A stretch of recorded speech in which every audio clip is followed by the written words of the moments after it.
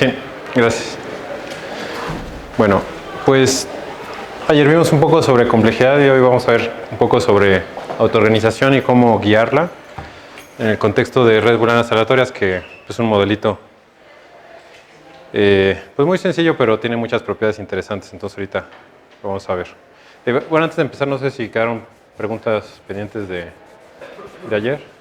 Sí, creo que ayer había mucho interés, había algunas preguntas, a lo mejor están por acá, ¿cómo están? Bueno. Entonces, pues vamos a ver, bueno, a revisar un poquito sobre qué queremos decir con autoorganización. Luego les platico de redes booleanas, luego de autoorganización en redes booleanas, luego cómo guiarla.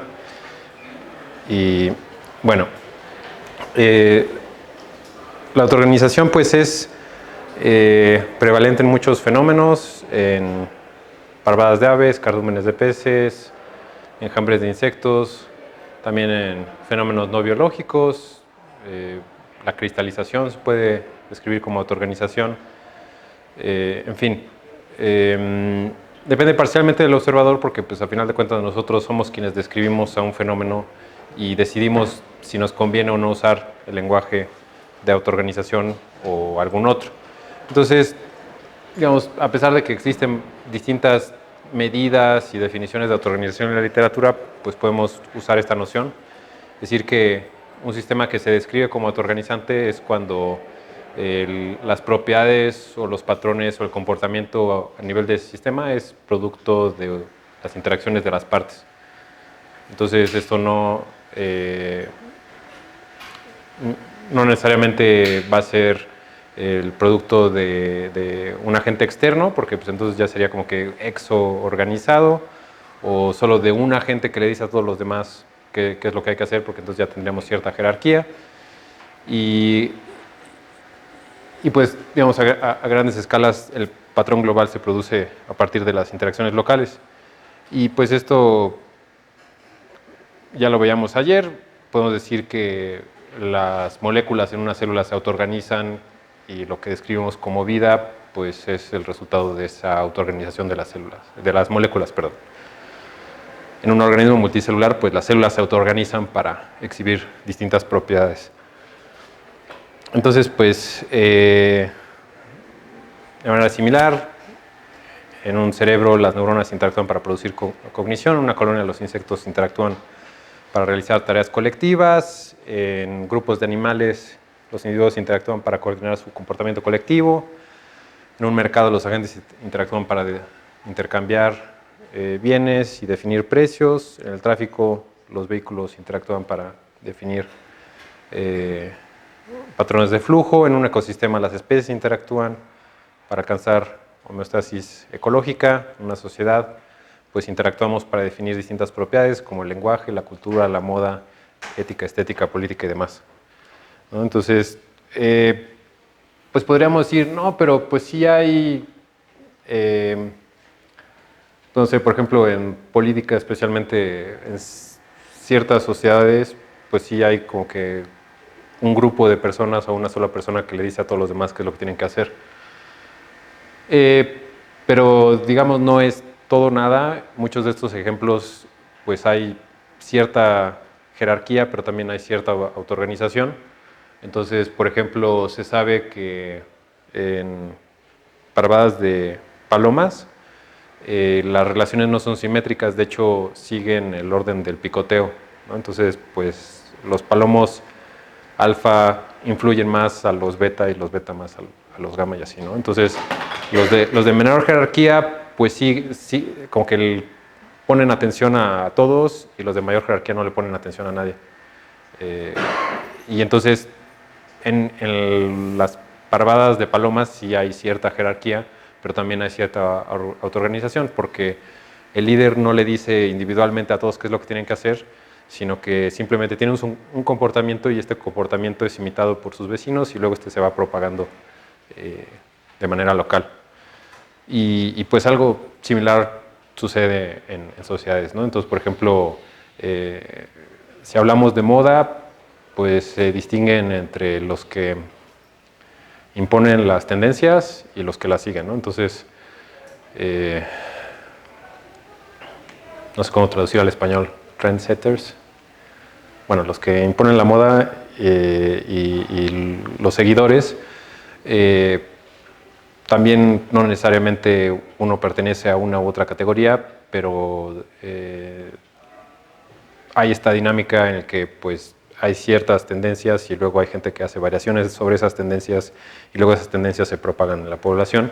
Entonces pues uno podría decir, bueno, pues esos pocos que imponen la moda, pues influyen en los demás, es algo jerárquico. Pues sí, pero la manera en la que se distribuye la información no es de uno a muchos, ¿no? Sino que es de manera local.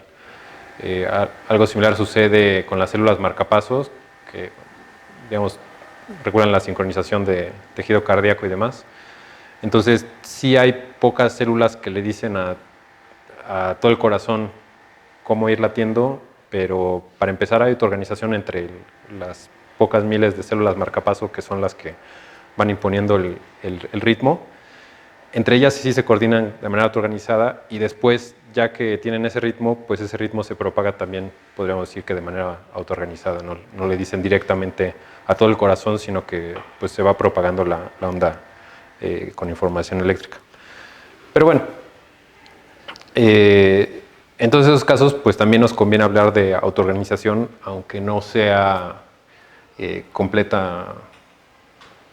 Y creo que en una sociedad podemos ver que pues, no nos conviene ni tener un extremo donde haya una burocracia estrictamente jerárquica, porque entonces pues el que está hasta arriba necesita decirle exactamente qué es lo que tienen que hacer a todos los que están abajo, y también si tenemos una, pues no sé si llamarlo anarquía, pero digamos una sociedad completamente horizontal donde todos tienen que tomar decisiones y responsabilizarse de sus acciones, pues es más difícil coordinar acciones rápidas. Entonces, pues normalmente tenemos estructuras que son híbridas, entonces pues, sí hay cierta jerarquía, pero también hay cierta organización, se distribuyen algunas cosas y también esto está cambiando constantemente. Entonces, pues las redes sociales no son estáticas, se están adaptando constantemente y pues eso también se puede describir con el lenguaje de autoorganización. Entonces, bueno, ayer ya veíamos que Ashby decía que casi cualquier sistema se puede describir como autoorganizante porque pues, tienen atractores y si llamamos al atractor estado autoorganizado, pues la dinámica tiende a autoorganizarse. También veíamos que es útil hablar de autoorganización cuando tenemos propiedades a más de una escala y pues nos interesa entender cómo las propiedades de una escala influyen en las propiedades de otra escala. También es útil cuando tenemos problemas no estacionarios o que no están bien definidos. Un problema no estacionario es simplemente que cambia, ¿no? Entonces, por ejemplo, en nuestro planeta la gravedad no cambia, entonces, pues si somos ingenieros civiles y queremos calcular las cargas de un puente, pues necesitamos medir el viento, los terremotos y demás, pero pues esos rangos, una vez que resolvemos el problema, pues ya, podemos decir que terminamos. Pero pues hay muchos problemas, como es el caso del tráfico, que pues las variables están cambiando, ¿no? Entonces es un poco como si tuviéramos, digamos, un paisaje donde queremos encontrar el óptimo podría verse como el punto más alto en ese paisaje, pero pues en un problema estacionario pues encontramos ese óptimo y acabamos. En un paisaje o en un problema no estacionario. ¿Perdón? ¿Es estacionario en el sentido temporal? Sí, sí. Y en un problema o en un paisaje no estacionario, entonces pues, imagínense una sábana que se está moviendo y no solo eso, sino que cuando nosotros estamos explorando esa sábana, pues se hunde abajo de nosotros porque la solución casi está huyendo de nosotros, ¿no? Hay muchos sistemas que son así. Entonces, la autoorganización puede ser útil porque nos da de manera inherente cierta adaptación y robustez. Ahorita vamos a ver por qué. Entonces, hay un concepto de autoorganización guiada que puede definirse como el balance entre diseño y autoorganización, que podría verse un poco contradictorio porque normalmente en el diseño pues uno con cierto propósito bien definido diseña una solución y en la autoorganización pues más bien el comportamiento o la función emerge de las interacciones de los componentes. Entonces pues es cómo encontrar la manera de diseñar las interacciones o las restricciones, o de manera general podemos llamarlo los mediadores de las interacciones, para yo obtener unas propiedades globales a nivel del sistema, pero sin saber exactamente qué condiciones va a estar el sistema, ¿no? Entonces, podemos decir que la autoorganización guiada es guiar las dinámicas autoorganizantes de un sistema hacia una configuración deseada. Entonces, no sé, podemos decir que los sistemas autoorganizantes son como adolescentes que no les puedes decir exactamente qué es lo que tienen que hacer, porque como están interactuando entre sus componentes constantemente, pues su propia dinámica los lleva a distintas regiones, ¿no? Entonces, pues no les podemos decir explícitamente qué es lo que tienen que hacer. Lo único que podemos hacer es tratar de cuidar que no salgan de ciertos límites y sí, ir guiándolos, ¿no? Que pues de hecho es el mismo concepto que se desarrolla en cibernética, ¿no? Y bueno, podemos utilizar la autoorganización guiada tanto para entender cómo los sistemas naturales se autoorganizan, como para diseñar sistemas artificiales que se autoorganicen para cumplir su función. Entonces, lo que vamos a ver ahorita va a ser ambos lados de la moneda, cómo la evolución pudo haber guiado la autoorganización de las redes de regulación genética, porque las redes booleanas aleatorias son modelos de redes de regulación genética, entonces al entenderlas pues nos explican cosas sobre la evolución de las redes genéticas, y también cómo podemos guiar la autoorganización de las redes booleanas aleatorias hacia un régimen deseado, lo cual es útil para entender cómo hacer lo mismo con sistemas complejos un poco más sofisticados. Entonces, pues bueno, las redes booleanas las propuso Kauffman hace 50 años. En ese entonces, pues se sabía que los genes interactuaban entre ellos a través de proteínas. Entonces, un gen al estar expresado hace que se produzca cierta proteína en la célula, pero luego esas proteínas pueden promover o inhibir la actividad de otros genes. Entonces, simplificando mucho todo lo que sucede a nivel molecular, pues se pueden hacer circuitos, en este caso redes, donde distintos genes se prenden y se apagan mutuamente, ¿no? Se estimulan o se inhiben. Entonces, pues ahorita les explico cómo es el modelo, pero pues no se sabía ni cuántos genes había, ni cómo estaban conectados, ni nada, ¿no? En los 90 se estimaba que teníamos como 100.000 genes. Luego, cuando se estaba terminando el proyecto del genoma humano, ¿cuándo se terminó? ¿Alrededor de 2001, algo así? Ya no me acuerdo. Bueno, unos años después, se notó que en realidad eran mucho menos, eran como 30.000, después se devaluó a 26.000, y por la crisis, ahorita creo que ya vamos en menos de 20.000. Pero bueno, si consideramos los del microbioma, pues ya son un montón más, ¿no? Pero bueno, en ese entonces, hace 50 años, pues no se sabía ni cuántos genes había, ni cómo eran sus redes de interacción, ni nada. Entonces lo que hizo Kauffman, dijo, bueno, pues como no tenemos esa información, vamos a explorar conectividad aleatoria y funcionalidad aleatoria, y después, usando el enfoque de conjuntos o de ensambles, pues genera aleatoriamente, no sé, 1.000, 10.000 redes de cada tipo, variando los parámetros, y pues obtiene propiedades estadísticas, y pues eso permite decir, bueno, en promedio las redes con estas propiedades tienen, con estos parámetros tienen estas propiedades. Y pues este enfoque es útil cuando pues, no tenemos información sobre la topología y las funciones, y pues eso permite preguntarnos y responder a la pregunta en qué regiones del espacio de parámetros de estos modelos puede haber vida, ¿no? Porque pues, es un espacio de parámetros enorme, y pues, son modelos computacionales muy, muy generales, pueden verse como generalizaciones de autómatas celulares booleanos. Ahorita vamos a ver por qué. Entonces, hay muchos sabores distintos de redes booleanas. Las clásicas que propuso Kauffman tienen n nodos y k conexiones en promedio entre cada nodo. Entonces, esos n nodos son booleanos, entonces pueden tomar valores entre 0 y 1. Y luego, los nodos tienen entradas que básicamente toman el estado de otros nodos, y a través de una tabla de verdad le dicen a ese nodo cuál va a ser su estado futuro. Entonces, se generan tablas de verdad que se llenan de manera aleatoria, pero se mantienen fijas una vez que ya se eligieron. Y por ejemplo, este es un ejemplo, ¿no? tenemos dos nodos, N y P, y pueden tener distintas combinaciones de valores en el tiempo T, o que recibe como entradas a N y a P, digamos, imagínense esa O. ¿No tenemos el láser por ahí? Aunque no sea remoto. Sí, ¿tienes uno? Ah, sí. Vale. Gracias. Y entonces, bueno, el nodo OR recibe entradas de P y de N, y pues su estado no afecta a ningún otro nodo, ¿no? Pero, por ejemplo, P afecta a 4 nodos, ¿no? Afecta a O, a Q, a R y a S. Entonces, gracias. Entonces, en este caso, pues, todos los nodos tienen 2 entradas, entonces K es igual a 2, pero no necesariamente todos los nodos tienen 2 salidas, ¿no? O no tiene ninguna, N tiene 5, P tiene 4, y así, ¿no?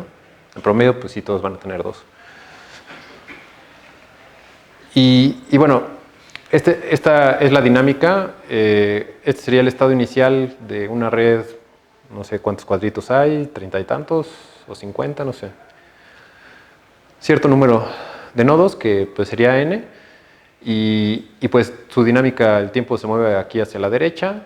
A veces se representa esto rotado, entonces pues se pone el estado inicial arriba y luego el tiempo va hacia abajo, pero pues es lo mismo. Y vemos que eventualmente se repite los estados, ¿no? Entonces decimos que entra en un atractor. En este caso es de periodo, creo que 5 o algo así. Puede ser de periodo 1, entonces es un atractor puntual, y pues puede ser de periodo hasta 2 a la n, ¿no? Que es el tamaño del espacio de estados de estas redes booleanas. Entonces, digamos, tenemos estas redes de tamaño n con k conexiones, pero después eso nos hace un espacio de estados de tamaño 2 a la n, porque son todas las combinaciones de ceros y unos en estados, donde aquí en estas redes cada nodo pues va a tener n bits, que pues es un estado. Entonces imagínense que si tenemos una red nada más de 3 nodos, pues este puede ser el 0, 0, 0, me lleva a 0, 1, 0, y este me lleva a 1, 1, 1, y este me lleva a 0, 1, 1, y así, ¿no?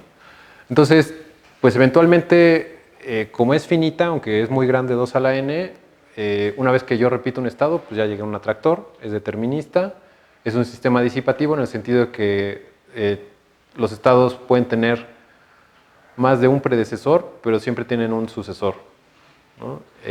Y hay estados que no tienen predecesor, entonces se llaman estados jardín del Edén, porque solo puedes llegar ahí por condiciones iniciales. Entonces, en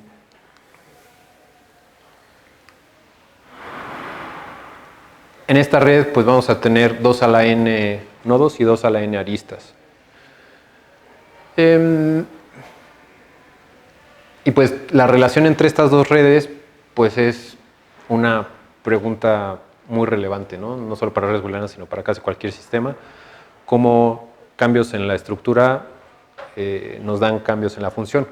Porque podría ser que yo pueda hacer un cambio aquí, que digamos en esta tabla de verdad pues yo le puedo hacer un cambio y en lugar de 0 va a ser 1, o al revés, y me puede dar un cambio en la dinámica o no, ¿no? Que pues sería un cambio en este espacio de estados. Y pues no es trivial decir, pues si yo cambio esto, yo puedo decir a priori cuál va a ser mi cambio en este espacio de estados, ¿no? Entonces aquí también hay irreducibilidad computacional. Necesitamos como que explorar todas las condiciones. En algunos casos sí se puede reducir, pero en la mayoría de los casos no. Se puede simplificar, porque digamos hay, por ejemplo, si sabemos que este nodo no afecta a nadie, pues entonces si yo cambio algo en este nodo, sé que no va a propagarse ese cambio, ¿no? Entonces, pues sí, se pueden simplificar, pero pues aún así es computacionalmente muy demandante explorar de manera exhaustiva estos sistemas. Entonces, Pues podemos ver a las redes booleanas también como sistemas autoorganizantes, en el sentido de que la dinámica se autoorganiza hacia los atractores.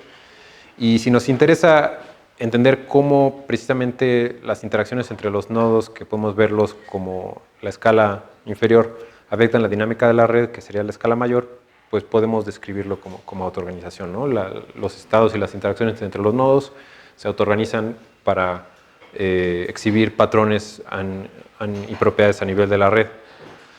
Entonces, bueno, ya les había mencionado sobre la devaluación del número de genes, pero de cualquier manera, pues es un número relativamente grande y pues solo tenemos unos 300 tipos celulares. Entonces, se ha criticado un poco estos modelos porque son booleanos y pues dicen, no, pero pues es que hay genes que no tienen solo dos valores de prendido o apagado, pueden tener más, y si tienen un valor de activación intermedio, eso tiene otras consecuencias en la red, pero pues bueno, eso por fines prácticos se puede ignorar, también se puede modelar con valores booleanos. Y esta reducción de la complejidad pues es impresionante porque, bueno, pónganle, ok, no son 30.000, digamos 20.000 o menos, pues el espacio de esto pues es 2 a la 20.000, que pues, digamos, no hay tiempo suficiente en el universo para explorar todas las configuraciones que hay entre nuestros genes, menos de todas las especies. Y sin embargo, cómo a partir de ese espacio de posibilidades tan enorme, pues de manera confiable siempre se llegan a 300 y solo 300 tipos celulares, en humanos, y en otros organismos pues menos. Y bueno, como dato curioso, pues con nuestra visión antropocéntrica, donde creemos que nosotros somos la cúspide de la sofisticación en la evolución, pues muchos suponían que pues, nosotros teníamos que tener el número mayor de genes, ¿no? Hay plantas que tienen muchísimos más genes que nosotros.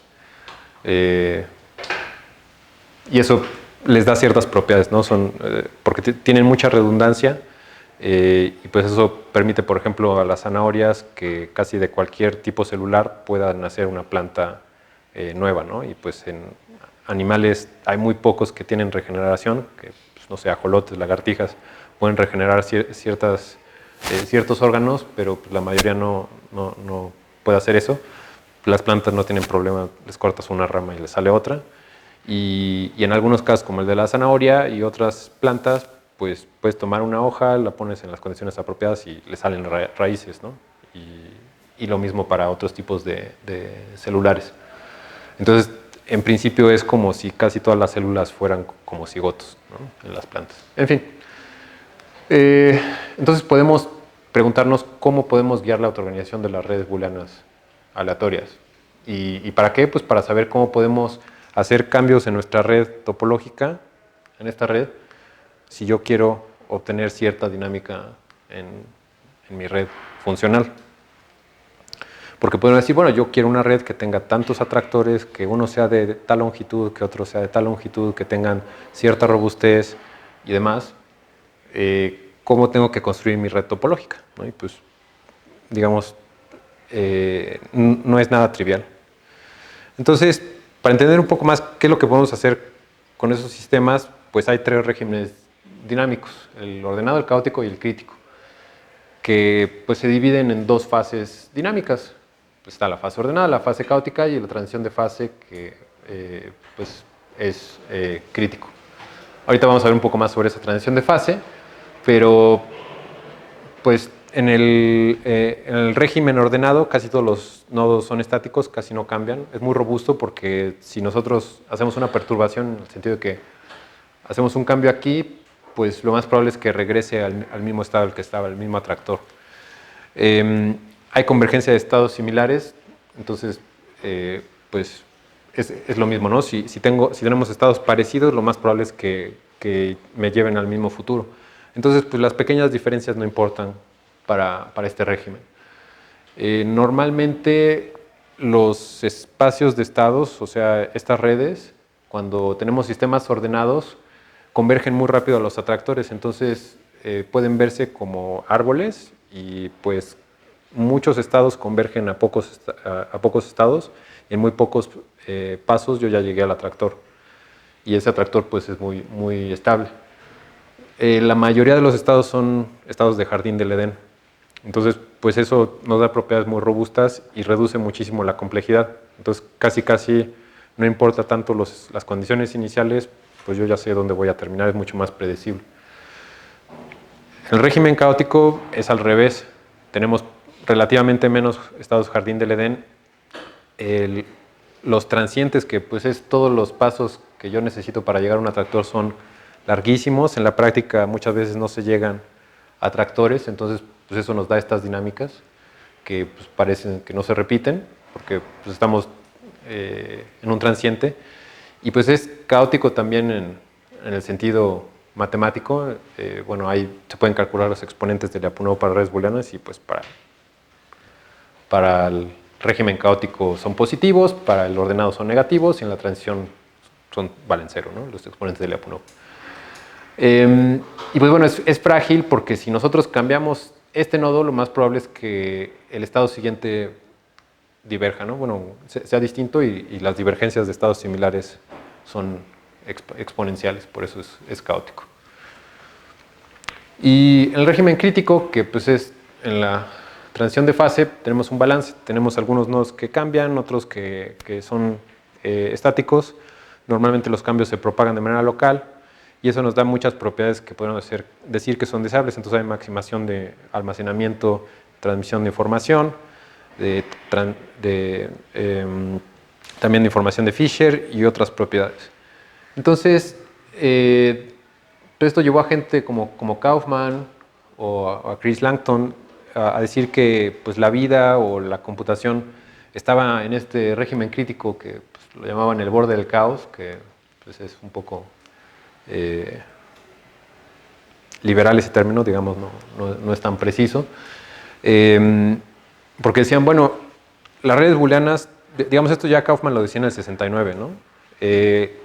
Las redes genéticas pues, no pueden ser así, porque pues, sí hay robustez en las redes genéticas, pero también hay adaptabilidad. Y aquí pues haces un cambio y no hay manera de sacar a las redes de aquí, ¿no? Que, bueno, para esto la hipótesis de Kaufman es que los tipos celulares eran equivalentes a atractores en redes booleanas. Entonces pues se explicaba esta reducción de 20.000 o bueno, alrededor de 20.000 genes a 300 tipos celulares, porque más o menos si tienes redes en régimen crítico, el número de atractores que tienes es más o menos raíz de n, ¿no? Entonces, pues más o menos la raíz cuadrada de 20.000 o 30.000, pues más o menos te daba el número de atractores, ¿no?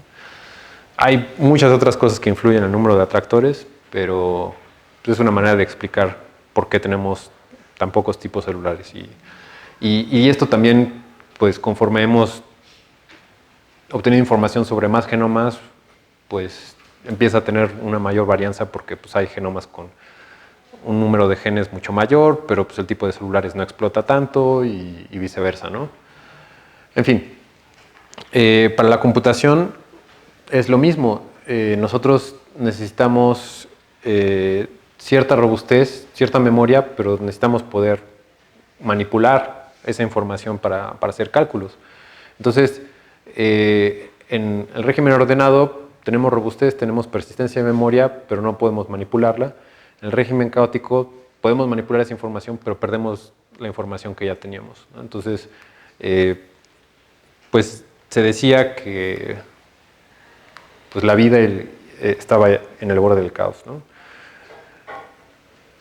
Y más o menos en esa época, pues Perbach y sus colaboradores estuvieron trabajando con criticalidad autoorganizada, que decían, bueno, pues hay algunos fenómenos donde la autoorganización de manera natural nos lleva a este régimen, ¿no? Porque pues, ahorita vamos a ver, se requiere de ajustar de manera muy precisa los parámetros para obtener este tipo de dinámica en estos modelos. Y bueno, más recientemente, digamos hace un poquito más de 10 años, ya se encontró evidencia, digamos, cuando se empezaron a obtener datos reales de distintas redes genéticas y de cómo estaban conectadas, pues entonces se empezaron a construir pues, de E. coli, de humanos, de ratones, en fin, de muchos otros organismos. En ese trabajo de 4 reinos distintos, pues calcularon en qué régimen estaba y pues estaban, pues, más que la transición de fase del lado ordenado, pero cerca de la transición de fase, lo cual de hecho nos quiere decir que más que críticos son antifrágiles, pero ya me estoy adelantando demasiado. Pero bueno, hay evidencia de que pues sí, los seres vivos se encuentran más o menos con esta dinámica. Entonces podríamos preguntarnos, bueno, pues si los organismos, los seres vivos tienen estas propiedades, pero en el espacio de parámetros sí vamos a ver por qué es difícil encontrarlos, cómo fue que él hizo la evolución para guiar la autoorganización de las redes genéticas hacia tener dinámica crítica, ¿no? ¿Cómo fue que pudieron evolucionar las redes genéticas para que entre tantas posibilidades, pues tener estas propiedades dinámicas que pues sí son las deseables, ¿no? Y pues digo, el argumento pues es un poco fácil, que tal vez algún biólogo podría decir, pues, no, pues la selección natural te va a dar eso y pues si no tienes eso no, no vas a ser apto y con eso ya terminamos la explicación, ¿no? Pues sí, pero si nosotros queremos construir sistemas que tengan este tipo de propiedades que vemos que son deseables por distintos motivos, pues ¿cómo lo hacemos, no? ¿Cómo le hizo la naturaleza? ¿Cómo hizo la selección natural? ¿Cómo podemos jugar con las propiedades de la red topológica para obtener este tipo de dinámica? ¿Cómo podemos hacer cambios en la estructura que nos den estos cambios, bueno, estas propiedades en función? Porque definir la función desde cero pues, tampoco es trivial. Entonces,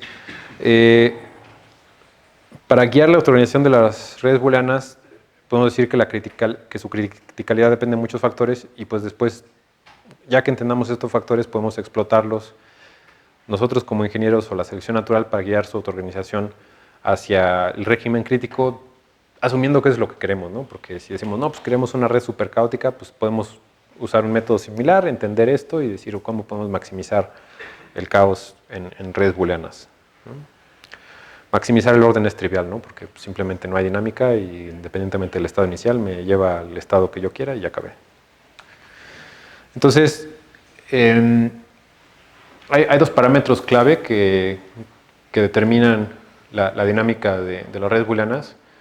Uno es la conectividad promedio K y otro es la P, que es la probabilidad de tener unos en la tabla de verdad. Entonces, si nos regresamos aquí, les comentaba que pues aquí como tenemos 2 entradas, pues tenemos 2 a la 2 renglones, pero pues si tuviéramos 3, pues tendríamos 8 y si tuviéramos 4 entradas, pues tendríamos 16. Y este renglón se genera de manera aleatoria. Y esa P, pues es el sesgo, o en otras palabras, la probabilidad de que aquí haya unos, ¿no? Entonces, pues yo voy echando volados. Si P es igual a 0.5 no va a haber sesgo, pero si P es igual a 1, pues aquí yo voy a tener solo unos, y si P es igual a 0 voy a tener solo ceros, y si P es igual a 0.25 voy a tener 3 veces más unos que ceros. Entonces, pues eso afecta, ¿no? Si tengo muchos unos, pues eso va a reducir la probabilidad de que haya cambios, ¿no? Normalmente, en promedio voy a tener más unos. Y si hay un cambio acá, pues no me va a generar un cambio acá porque pues yo ya voy a haber estado en un 1, ¿no? Entonces eso limita cómo se pueden propagar los cambios. Y el otro parámetro K, pues es el número de entradas, ¿no?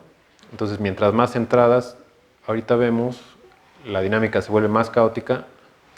Entonces, si nos fijamos aquí, en la P igual a 0.5, que es cuando no hay sesgo, la transición de fase es cuando K es igual a 2. Ahorita vamos a ver por qué. Y conforme va variando la P, pues aquí obviamente es simétrico, porque la probabilidad de 1 es 1 menos 0, 1 menos la probabilidad de 0, y conforme va divergiendo de 0.5, pues va aumentando el valor de K para el cual tenemos la transición de fase. Entonces, pues aquí del lado gris tenemos el régimen ordenado, el régimen caótico y pues la línea delgadita es el crítico. Y pues vemos que pues es el espacio de parámetros que es enorme, pues la mayoría de las redes van a ser caóticas, muchas van a ser ordenadas y pues casi ninguna va a ser críticas. Si tomamos redes al azar, va a ser muy difícil que encontremos redes críticas. Bueno, ¿por qué la transición de fase cae igual a 2? Asumamos que, bueno, ahorita fijémonos nada más en P igual a 0.5. Entonces supongamos que es un nodo y pues tiene cierto número de salidas, ¿no? Entonces supongamos que nada más tiene una salida, ¿no? Entonces tiene un valor, el que sea, y después supongamos que hay un cambio aquí, ya sea una mutación o porque llega algo de otro nodo. Si hay un cambio, ¿cuál es la probabilidad de que cambie este nodo? Pues va a ser 0.5. Bueno, de que este cambio va a ser 0.5, ¿no? Y si este tiene otro nodo, pues va a ser 0.5, ¿no? Entonces, la probabilidad de que el cambio se propague por la red, pues va disminuyendo exponencialmente. Pero si tiene 2, y digamos es 0.5, pues entonces supongamos que este sí se propaga, este no, este sí se propaga, este no. Entonces pues en promedio se propaga, pero no explota. Pero si tiene más de 2, supongamos que ahora tienen 4, y pues estos también tienen 4. Entonces, pues la probabilidad sigue siendo 0.5, pues en promedio se propaga a 2, y pues de estos se propagan a 2, y pues luego alguno de estos, entonces pues sí, ya tenemos caos, y el cambio en un nodo se propaga por toda la red de manera explosiva. Y pues sí, esa propagación es exponencial, ¿no? Y digo, si la P vale menos o más de 0.5, pues entonces es más lento, ¿no? Porque es más difícil que, digamos, la probabilidad va disminuyendo, pero pues esa es la idea principal de por qué obtenemos esa ecuación y la transición en K igual a 2, ¿no? Para P igual a 0.5. Ok, entonces son dos valores importantes porque dependiendo de cómo escojamos estos valores en promedio, pues sabemos que vamos a estar en esta región o en esta región, ¿no? Si tenemos Ks muy altas, una alta conectividad, pues sabemos que vamos a estar en la región caótica. Bueno, si no hay sesgo, ¿no? Otra propiedad son funciones canalizadoras. Entonces, una función canalizadora es aquella que una o cierta combinación de entradas determinan la salida. Entonces, supongamos que tenemos un nodo que tiene 10 entradas, pero si una de esas entradas vale 1, la salida va a ser 1, pues en ese caso no nos importa si haya perturbaciones en las otras entradas, ¿no? Entonces, mientras más funciones canalizadoras tengamos, va a ser más robusta la red.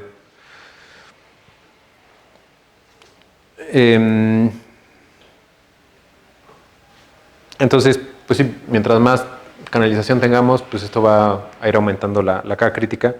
En la práctica vamos a tener, muchas de esas Ks van a ser ficticias. Entonces, pues podemos tener el numerito, bueno, sí tenemos 5 entradas, pero si, como es en este caso, nada más el valor de X me determina la salida, pues puede haber un cambio aquí y ese no me va a afectar acá. Entonces, es como si en la práctica solo tuviera una entrada. Entonces, aunque se sabe de la relevancia de la topología, todavía la mayoría de los estudios de redes booleanas se hacen con topologías homogéneas o normales. Eso quiere decir con distribuciones uniformes. Y pues se sabe ya desde hace más de 15 años que si tenemos esa topología, nos van a dar más atractores y va a haber menor correlación en los patrones de expresión. Si tenemos topologías sesgadas, pues eso quiere decir que tenemos un nodo que está conectado contra todos y los otros pues casi no tienen conexiones entre ellos, ¿no? Entonces, eso nos va a llevar a menos atractores y más más cortos, y va a haber más correlaciones de entropía y de información mutua. Y las topologías de escala libre, que ¿saben cómo se define esa topología de escala libre? Ahorita la ponemos. Digamos, también quiere decir que tenemos tiene ciertas autosimilitudes, sí.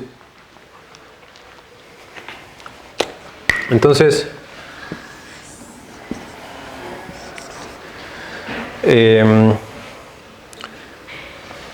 digamos, en una distribución normal tenemos, pues sería acá, y pues son los distintos nodos, ¿no? El nodo 0 y el nodo n, y pues todos tienen la misma conectividad. Luego, cuando tenemos una distribución normal, pues podemos tener algo así, ¿no? No, perdón.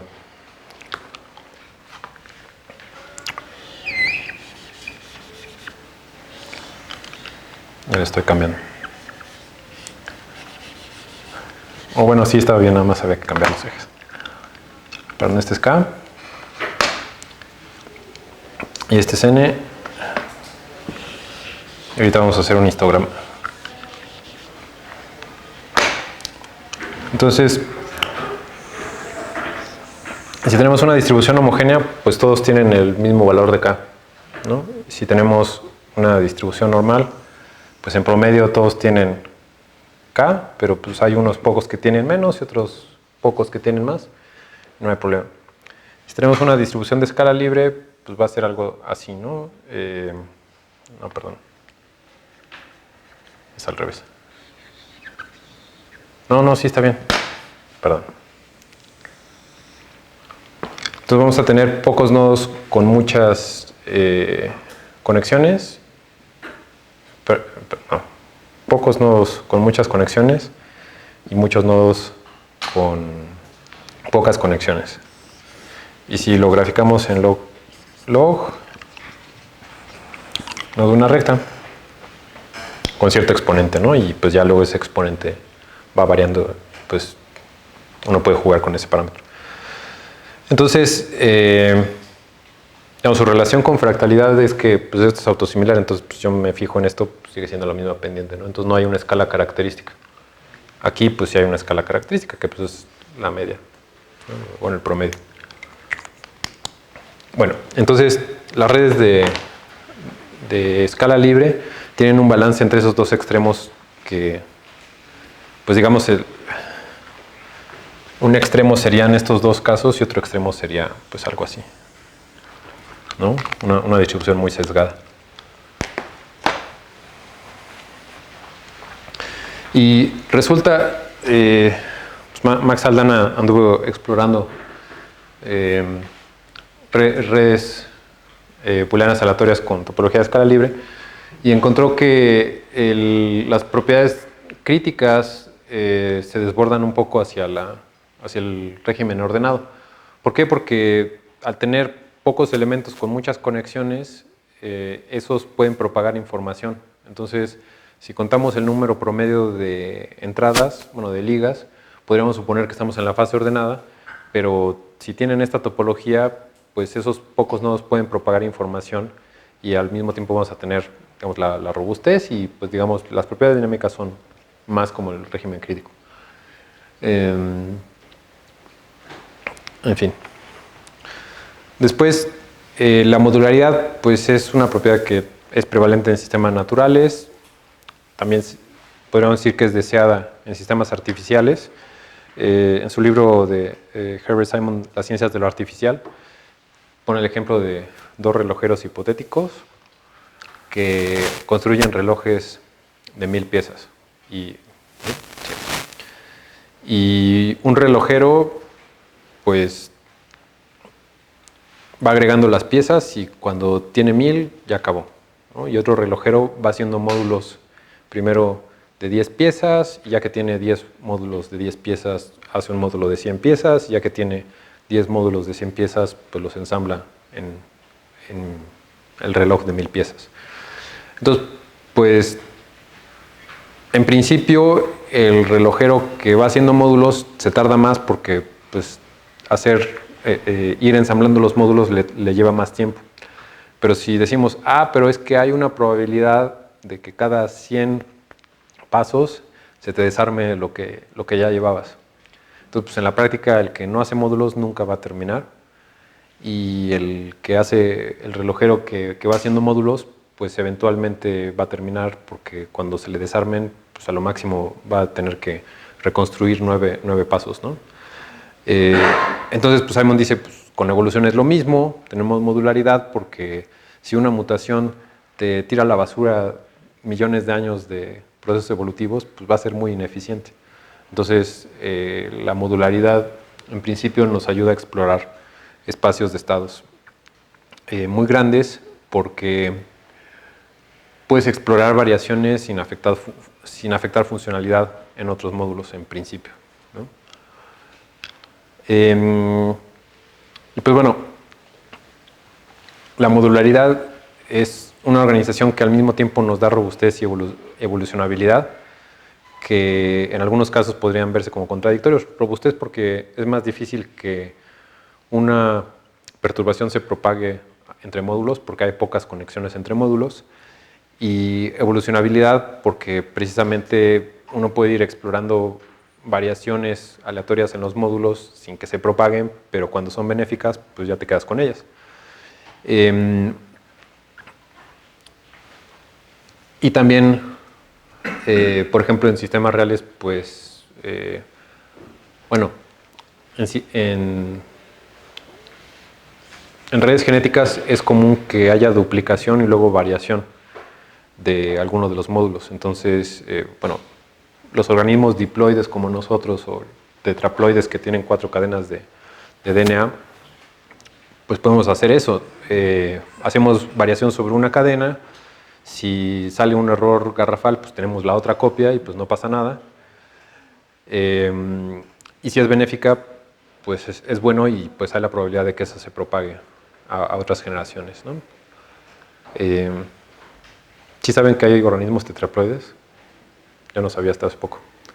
¿Saben cómo me enteré? Porque es una técnica que se usa para hacer sandía sin semilla. Entonces, bueno, hay distintas técnicas para hacer sandía sin semilla. Y una de esas, bueno, es que hay sandías diploides que tienen 2 cadenas de DNA y hay sandías tetraploides que tienen 4. Entonces las cruzan y salen sandías triploides y esas no tienen semillas. Bueno, y hay otras maneras de sacar sandías sin semillas, pero bueno. Entonces, hace algunos años con un alumno de maestría, pues exploramos qué es lo que pasaba cuando construías redes booleanas modulares y pues encontramos que expanden la criticalidad hacia el régimen crítico, porque cuando tu conectividad te diría que estás en una fase caótica, las propiedades son críticas porque precisamente en los módulos pues no se propagan a toda la red tan fácilmente las perturbaciones. Entonces, pues puedes tener más ligas de lo que normalmente deberías tener y pues como que expandes la criticalidad. Entonces, la redundancia es otra propiedad que es prevalente en muchos sistemas. Se puede definir como tener más de una copia de un tipo de elemento. Un trabajo que hicimos con Kaufman hace ya bastante tiempo, pues probamos qué es lo que pasa si tienes nodos redundantes en redes booleanas y pues vimos que ayudan a que ciertas mutaciones se propaguen en la red. Esto hace que incremente la neutralidad. Esto es útil para la robustez y la evolucionabilidad. Entonces, pues también como que reduce el nivel de caos en las redes. La degeneración es un poco complementaria con la redundancia. Se puede definir, bueno, hay muchas definiciones, pero una que podemos manejar es la capacidad de un sistema de tener distintos elementos con la misma función. Entonces, pues sí, son elementos distintos y tienen la misma función, entonces si uno deja de funcionar, pues el otro todavía funciona, ¿no? Entonces, es parecido a la redundancia, porque en la redundancia tienes 2 copias idénticas del mismo elemento, y ahorita vamos a ver qué ventajas y desventajas. Con otro alumno de maestría estudiamos cuál es el efecto de la degeneración en redes booleanas, y también aumenta la robustez, la evolucionabilidad, pero de una manera complementaria a la redundancia. Entonces, ¿qué es lo que pasa cuando tenemos nodos redundantes? Pues supongamos que tenemos este nodo y ahora tenemos este nodo que va a ser copia redundante. Bueno, este tiene entradas y pues un nodo redundante va a tener las mismas entradas y las mismas salidas, ¿no? Entonces, supongamos que si antes de que tuviera la redundancia, pues una mutación aquí se iba a propagar acá. Pero ahora como tiene este nodo redundante, pues esta mutación no le afecta a entonces como que limita la propagación de esta mutación. Ahí el problema es que si la mutación viene de acá arriba, pues entonces propaga los dos, ¿no? Y pues aquí ya no se frena. Y si tenemos degeneración, digamos, otra manera de verlo es que hay funcionalidad parecida. Entonces supongamos que se parece mucho, pero no es exactamente igual. Entonces, en algunos casos va a mutar y sí va a prevenir que se propague, en otros no va a prevenir, no va a ser tan bueno como tener redundancia. Pero si, digamos, el padre o los padres reciben una perturbación que se propaga a pues no necesariamente se va a propagar a ¿no? Entonces, en este caso, podría limitar la propagación de esa perturbación. Entonces, de hecho, si tenemos al mismo tiempo redundancia y degeneración, pues es todavía más robusto y más evolucionable, son complementarios. Aunque pues después, obviamente empieza a ser muy costoso porque pues tienes un montón de nodos que hacen lo mismo.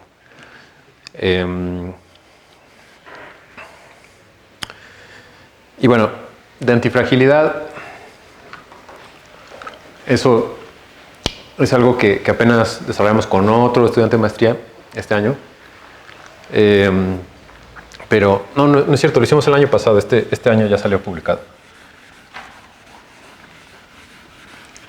Veíamos que la fragilidad pues es cuando las perturbaciones alteran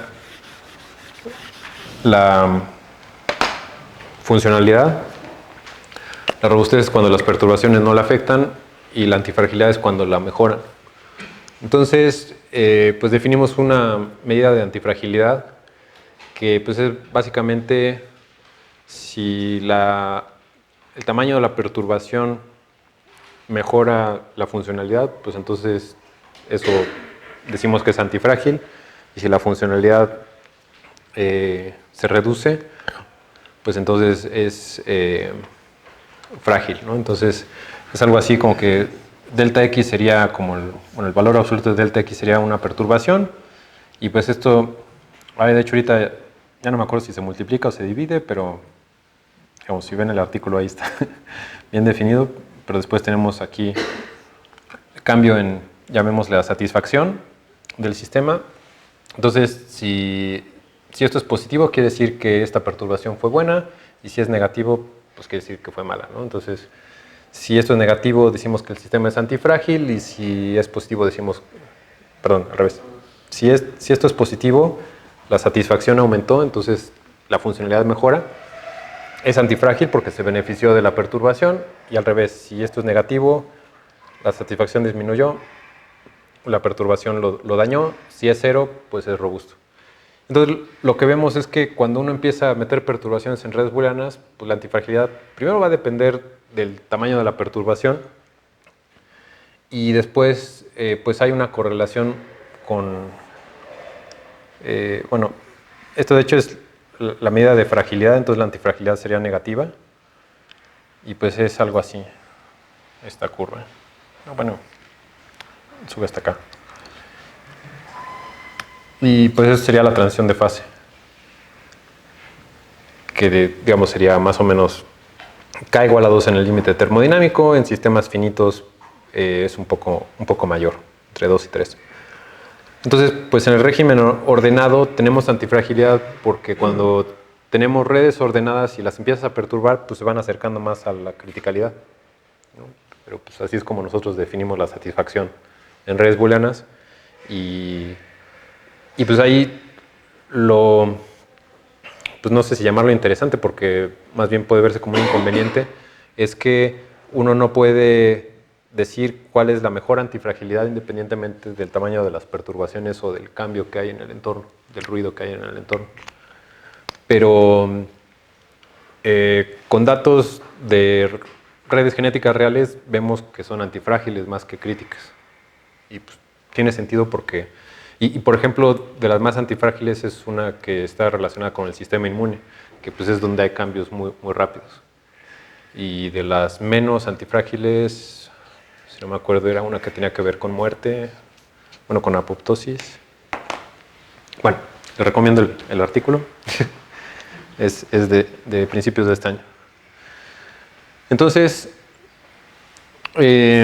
podemos ver que hay dos categorías de herramientas que podemos usar para guiar la autoorganización hacia la criticalidad. Una que tiene que ver más con las funciones, otra que tiene que ver más con la topología. Entonces, en la primera, pues básicamente con los parámetros PK o con las funciones canalizadores, movemos la transición de fase. Si es demasiado ordenada, pues movemos los parámetros para que sea más hacia el lado caótico y viceversa. Y por otro lado, con la topología podemos ampliar la criticalidad, que pues es, digamos, la criticalidad en sí está bien definida matemáticamente y pues es en la transición de fase, entonces no es tanto que se amplíe la criticalidad, sino que las propiedades que se parecen a la criticalidad no decaen tan rápidamente. Y pues esto lo logramos con topología de escala libre, con modularidad, con redundancia o degeneración. Todavía no hemos hecho estudios para ver combinaciones de estas más allá de redundancia y degeneración, en el sentido de que no sabemos si tenemos topología y modular y de escala libre es mejor que tener las dos por separado y qué tan bueno es, ¿no? A ver, dejen ver. Ok. Es que esto es algo que todavía estamos trabajando, pero pues está muy relacionado porque algo que encontramos en los trabajos que les platiqué ayer sobre cómo van evolucionando la dinámica de rango en el tiempo, que empezamos a estudiar cómo cambian los idiomas en el tiempo y deportes y demás. Les había platicado que nos dimos cuenta que los elementos más importantes del sistema cambian más lento que los menos rápidos. Entonces, pues eso nos da precisamente esta criticalidad tan buscada, donde tenemos al mismo tiempo robustez y adaptabilidad, solo que pues no está restringida a la transición de fase. Entonces, pues lo que hicimos es, bueno, pues vamos a usar redes booleanas aleatorias, que digamos es modelo bastante versátil, y no solo eso, sino que ya tenía desde la maestría ya tenía una variación de redes booleanas aleatorias que te permite que distintos nodos se actualicen a distintas velocidades. Entonces, pues probamos, bueno, qué es lo que pasa cuando tienes, digamos, distintos nodos, distintas topologías y después los actualizas no de manera homogénea, porque pues, la manera homogénea, pues todos los nodos se actualizan a la misma velocidad. Y pues vamos a decir, pues ahora vamos a actualizar este nodo cada paso de tiempo, y este cada 3, y este cada 7, y este cada paso de tiempo, igual, ¿no? ¿Qué es lo que pasa? Y pues una manera de ver, bueno,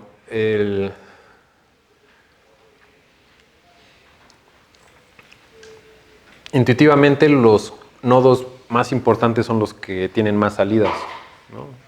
Entonces, si este nodo afecta a 5 nodos y estos no afectan a ninguno, pues entonces este es más importante. Entonces, pues, una manera muy arbitraria de establecer cuál va a ser la temporalidad fue decir, pues que se actualicen cada número de pasos de tiempo igual al número de salidas que tienen. Entonces, mientras más salidas tienen, van a cambiar más lento. Entonces, pues eso, si tenemos una distribución de escala libre, pues nos da una distribución de escala libre en la temporalidad. Los nodos más importantes cambian muy lento y los más rápidos cambian muy rápido. Pero lo mismo lo podemos hacer con otras distribuciones. Y esa fue una manera de checar la actualización heterogénea, ¿no? Entonces, pues, comparamos qué es lo que pasa cuando tienes temporalidad homogénea, heterogénea con preferencia y sin preferencia. Pues básicamente nos agarramos la misma distribución de temporalidades y luego la revolvimos para que no tuviera la preferencia de que el más lento fuera el que tiene más conexiones, sino pues simplemente la misma distribución, pues hay unos que son más lentos que otros, pero pues probablemente el más conectado no sea el más lento, ¿no?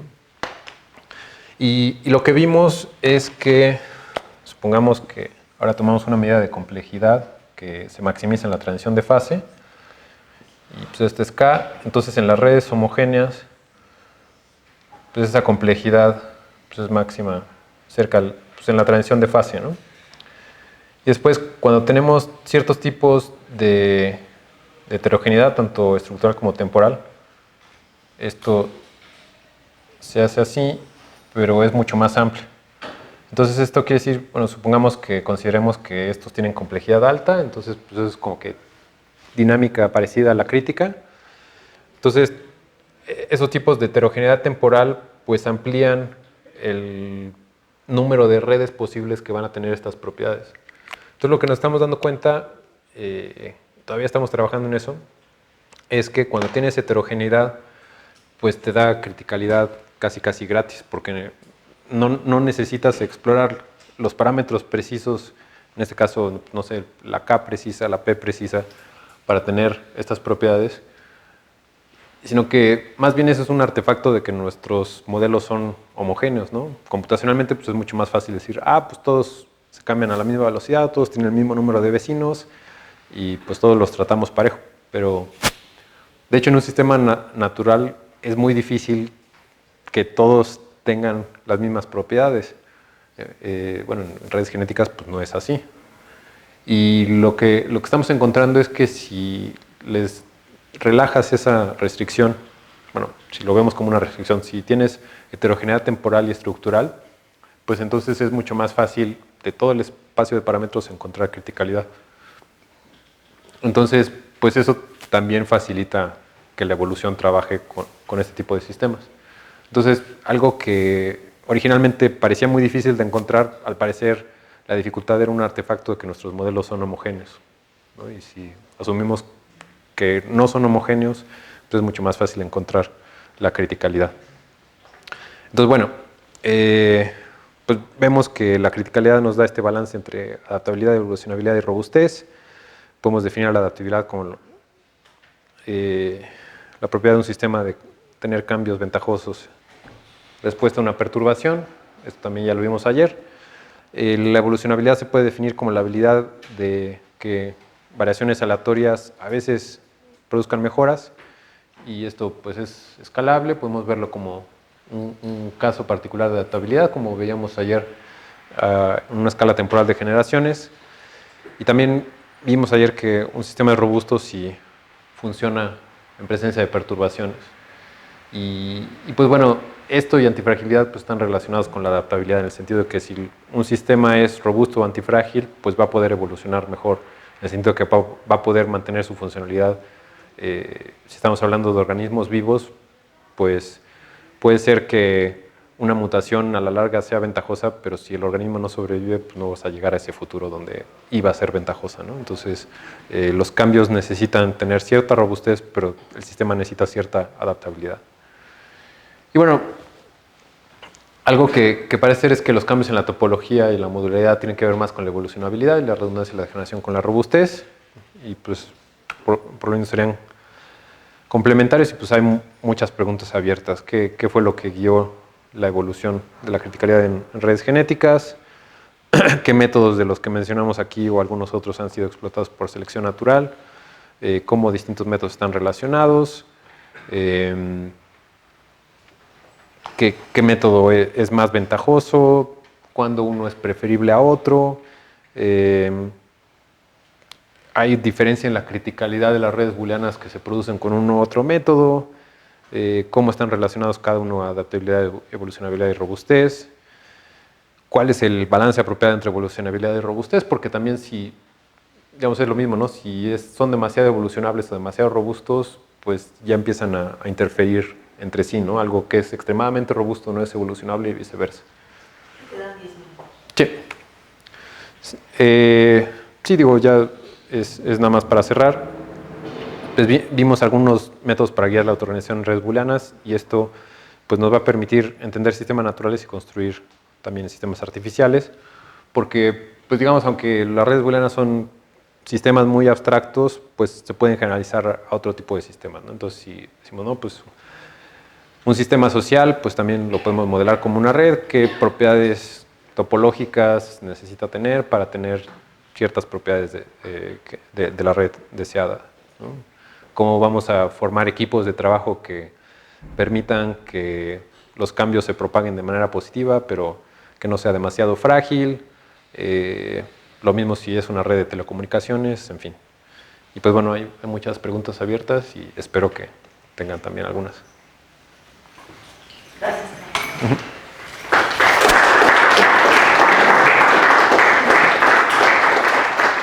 ¿Preguntas primero los estudiantes? ¿Alguna pregunta? Yo tengo una duda. Las distribuciones de escala libre son como leyes de potencia de la red. Y ¿cómo se llama? O sea, ¿la red te da esa ley de potencias? No, tú la defines. Entonces, bueno, ya la borré, pero digamos, tenemos esto, ¿no? Log K, log N, y pues esto sería como que un histograma. Bueno, sería más bien la frecuencia, ¿no? Y pues tienes esto, y pues sí, se llama escala libre porque pues a cualquier escala tienes el mismo exponente, no hay una escala característica, por eso es libre. Y es ley de potencia porque pues aquí tienes una potencia menos gamma, que pues es la que te determina esta pendiente. ¿Y el K funcionaría como el tiempo o el rango? No, la K es el número de conexiones promedio que tienes. Esto lo puedes ver como la probabilidad también, ¿no? La probabilidad de tener un nodo con esta conectividad, con este número de nodos. Entonces, pues hay pocos nodos o es muy difícil tener nodos con tantas ligas, y es muy probable tener nodos con tantas ligas, ¿no? Y pues bueno, si lo ves como probabilidad, pues esta área es 1. La integral de esta curva tiene que ser 1. ¿Otra duda? El principio estaba planteando una idea sobre cómo, de alguna manera, la estabilidad tenía que ver, o algo como una convergencia con la autoorganización. Me hizo pensar un poco en lo que es el teorema del límite central, ¿no? Porque es como una descripción global y de alguna manera pues es como, pues tal vez un icono de algo que tiene que ver con toda la autoorganización, tal vez, no sé, es una idea, pero ahorita quería preguntarle más detalladamente como en términos de lo que plantea como la criticalidad, o sea, decía que había algo como atractores, pero en el caso de la criticalidad, los atractores podrían ser diferentes, ¿tiene alguna característica particular? Sí. ¿O son otras cosas? ¿O se ha hecho así como un estudio riguroso para ese sistema? Sí, digamos, pues mencioné por ahí que pues está el régimen ordenado, el caótico y el crítico. Y cada uno tiene sus propiedades particulares, como, digamos, cuál es la convergencia, cuál es el número de atractores promedio, que pues va creciendo en razón de n, pero, digamos, bueno, y por ahí hay un debate, ¿no? Porque pues dicen que en realidad no es raíz de n, sino que es lineal con n, pero hay muchos atractores que son muy difíciles de encontrar, ¿no? Su cuenca de atracción es muy pequeña. Entonces, si exploras el espacio de estados de manera exhaustiva, los encuentras, pero si los exploras con un muestreo estadístico, pues no los encuentras. Pero pues luego la discusión es, bueno, pues la evolución no ha tenido el tiempo de explorar de manera exhaustiva todas las combinaciones posibles, entonces pues, probablemente es más realista el enfoque estadístico, aunque no nos diga exactamente cuántos atractores hay, ¿no? Pero, digamos, los atractores en el régimen crítico, pues de nuevo es un poco un balance entre los otros dos. Entonces, digamos, podemos ver a los atractores como Waddington, que pues, precisamente él fue quien propuso que los tipos celulares eran pues, como células que van cayendo en una cuenca de atracción. y se van diferenciando de esta manera, y una vez que caen en ciertos tipos, pues ya no, en una cuenca ya no pueden salir a otra, ¿no? Entonces, conforme se va desarrollando un feto, pues empieza a haber células de distintos tipos, pero por ejemplo, yo no conozco el tipo preciso de la evolución, pero creo que hay como que unas células pluripotenciales óseas, que pues no son las finales, pero de ahí se diferencian distintos tipos de células óseas, pero una vez que ya son pluripotenciales óseas, pues ya no pueden convertirse en sanguíneas, por ejemplo, ¿no? Entonces, pues así van divergiendo, y una característica de los atractores ordenados es que son muy robustos a perturbaciones, entonces pues es como una cuenca de atracción muy profunda, entonces pues empujas el estado, lo perturbas, pero regresa al mismo atractor. En el caso caótico, pues es bien fácil, casi tocas tantito y pues ya fue a parar a otra cuenca, y quién sabe cuánto tiempo va a tardar en llegar a su atractor. Y tienes un balance en la criticalidad, en el sentido de que normalmente son robustos los atractores, pero hay perturbaciones particulares que sí te permiten ir a otro atractor. Entonces, eso también es deseable, porque pues, hay casos donde sí quieres que pues, una célula que tiene cierto comportamiento cambie de comportamiento, pero no que cualquier perturbación te haga lo que quiera. Entonces, pues esas son algunas de las propiedades que sí se han estudiado. Sí, no sé si alcancé, digamos, toda la pregunta de Gabriel, ¿verdad?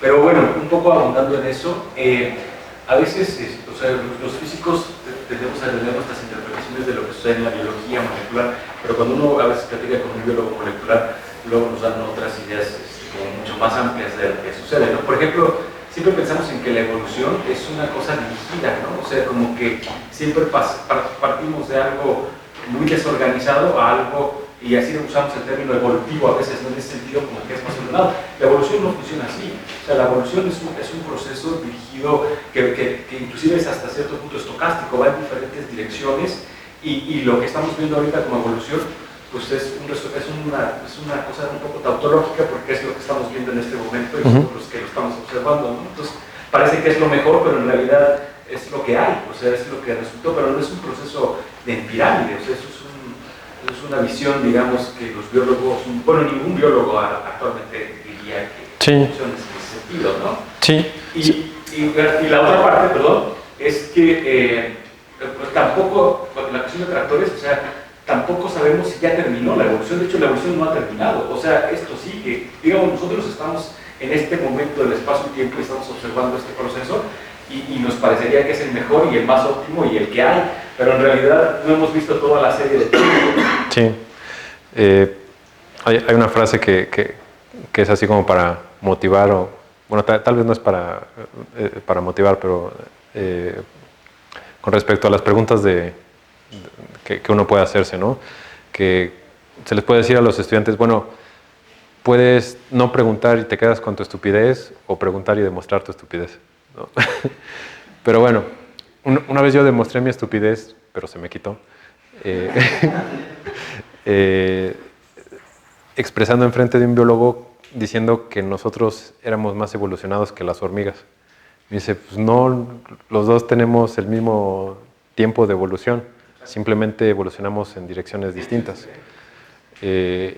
Y pues sí, como dices, la evolución sigue, aunque sí hay tendencias que se pueden identificar. Entonces, hay gente que habla de la flecha de la complejidad, en el sentido que pues en la evolución, pues no solo de la biología, sino también del universo, pues antes había menos complejidad que ahora. Y ya la discusión de por qué se da ese incremento en complejidad es un área rica de discusión, porque hay distintas posturas al respecto. En el sentido de que,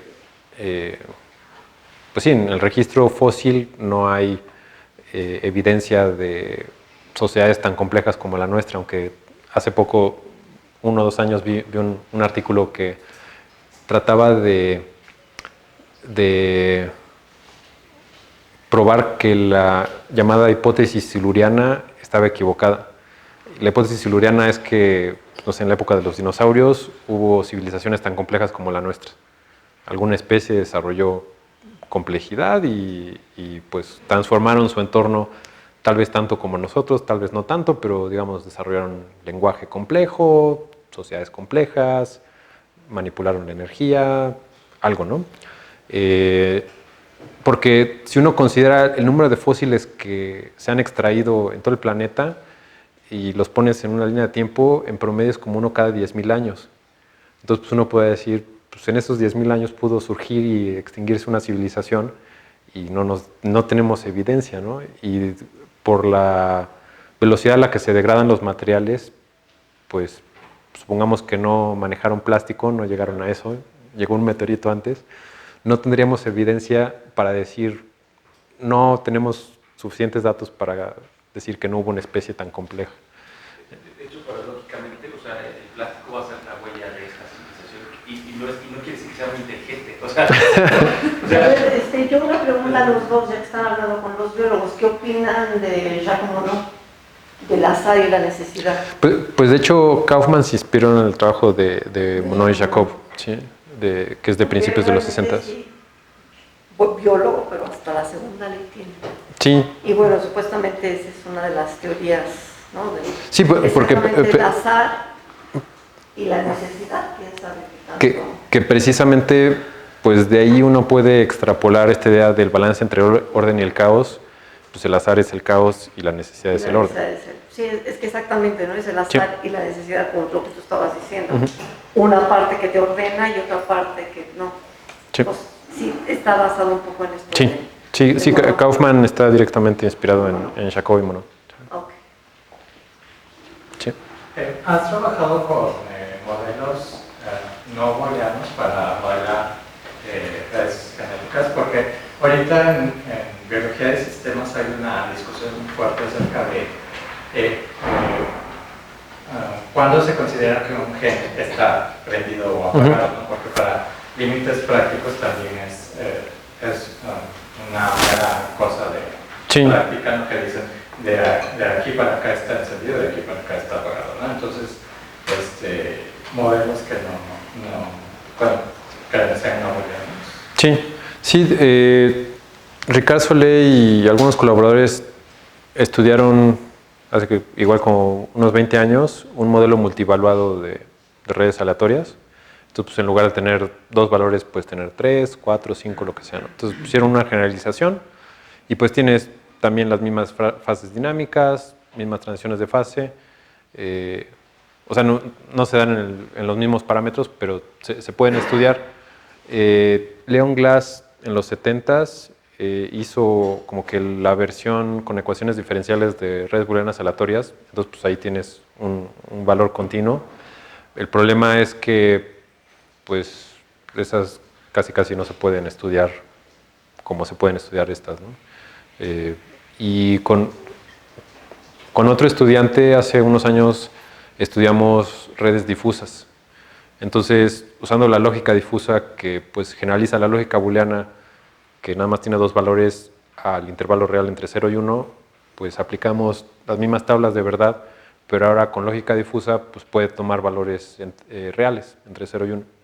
Y lo que encontramos es que pues sí, el número de atractores explota conforme permites más y más estados. Porque digo, estas redes difusas, dependiendo de las condiciones iniciales, tú puedes decir, pues yo nada más quiero 5 estados.